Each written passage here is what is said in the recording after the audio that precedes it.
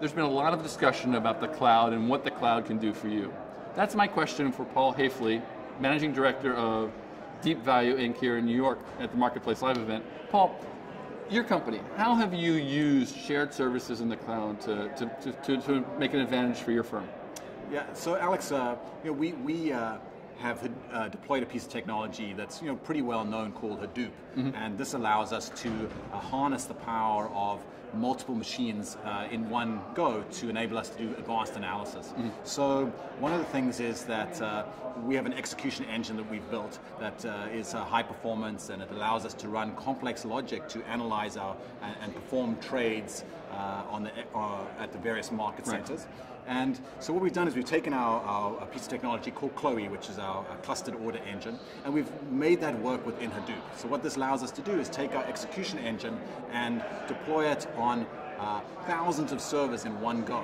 Sometimes we're running our execution engines 100,000 times in one run. Right. This allows us to make changes to our algorithmic logic, deploy that onto the cloud, and then say what would have happened if we went back in time for the last 6 months for these 500 names and went along and traded those names with this new type of logic. Was this for you an alpha capture scenario? We wanted to do this because we can generate more revenue, or was it a cost savings? We can do it because it's less expensive to do this. Yeah, so basically our premise at Deep Value is to have high performance algorithms. Right. Our clients care a lot about having algorithms that give you good execution costs and give you good executions. And so running smarter, running more intelligently. That's exactly right. Capturing the rebate more often, less slippage. Gotcha. This is what our clients care about, and of course our custom clients care about high performance and however they've defined that. Right. So it was all about delivering more performance to our clients.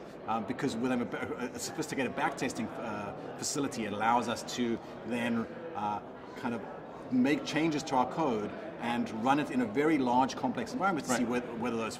And you can really hone and really sort of get down exactly what you need to do, make a small tweak, understand it, and replicate that across a large volume of data to make sure that your answers are the correct ones. That's right, and also I think we have a large research capability, but the problem was to make it easy for those researchers to change the algorithm. So what we've given them is a development environment where the researcher can pull up Eclipse, make some changes to the code, run a little script that fires off a 900 machine cluster that comes back with results that says, your algorithm does better against the baseline in these sort of scenarios or not. So it's really about empowering our research to be able to easily and quickly make changes that we can then turn a switch and they go into production the next day. Before, if you were using your old infrastructure before you were using a shared environment, how long would something like that have taken versus today, how long does it take? Yeah, so in the old way, we gave every one of our researchers the most powerful machine they could have.